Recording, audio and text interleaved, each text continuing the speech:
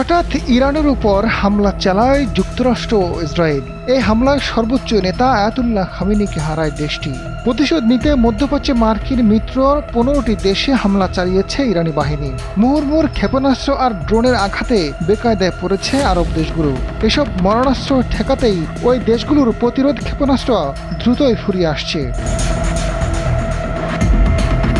Defence security Asia জানিয়েছে, ইরানের লক্ষ্যবস্তুতে থাকা দেশগুলোতে বৃষ্টির মতো ড্রোন ও ক্ষেপণাস্ত্র হামলা চালাচ্ছে ইরান। এসব ক্ষেপণাস্ত্র ড্রোন ঠেকাতে যুক্তরাষ্ট্রের তৈরি অত্যাধুনিক আকাশ প্রতিরক্ষা ব্যবস্থা মোতায়েন করে ক্ষয়ক্ষতি সীমিত রাখছে দেশগুলো।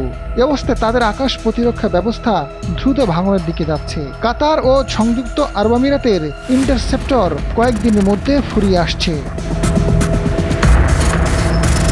ইরানের সঙ্গে তীব্র সংঘর্ষের মধ্যে আঞ্চলিক স্থিতিশীলতা এবং বিশ্বব্যাপী জ্বালানি নিরাপত্তার জন্য হুমকি হয়ে দাঁড়াচ্ছে। ব্যয়বহুল ইন্টারসেপ্টর ও রাডারের সাহায্যে তেল সমৃদ্ধ আরব দেশগুলো ইরানি হামলা ঠেকাতে ব্যর্থ। কিন্তু ইরানের হামলা থামার কোনো লক্ষণ নেই। মঙ্গলবারও তারা সৌদি আরব সহ বিভিন্ন দেশে হামলা চালিয়েছে। ব্রিটিশ সংবাদ মাধ্যম ডেইলি মেইল জানিয়েছে, ইরানি একটি ড্রোন তৈরি করতে খরচ হয় $35,000 মতো। কিন্তু সেই ড্রোন ঠেকাতে যেসব ক্ষেপণাস্ত্র ব্যবহার হয় সেগুলোর এক একটি তৈরির খরচ হয় $5 থেকে $40 লাখ। এই অবস্থায় মজুদ থাকা ইন্টারসেপ্টর দ্রুত ফুরিয়ে আসছে, মার্কিন মিত্রদের যুদ্ধের ব্যয়ও বেড়ে যাচ্ছে। তেহরান প্রতিদিন 2500-র বেশি ড্রোন ছুড়ে প্রতিপক্ষকে বিভ্রান্ত করছে। ওপেন সোর্স ইন্টেলিজেন্সের তথ্য অনুযায়ী ইরানের কাছে 80,000 থেকে 1 লাখ শাহেদ ড্রোন মজুদ আছে।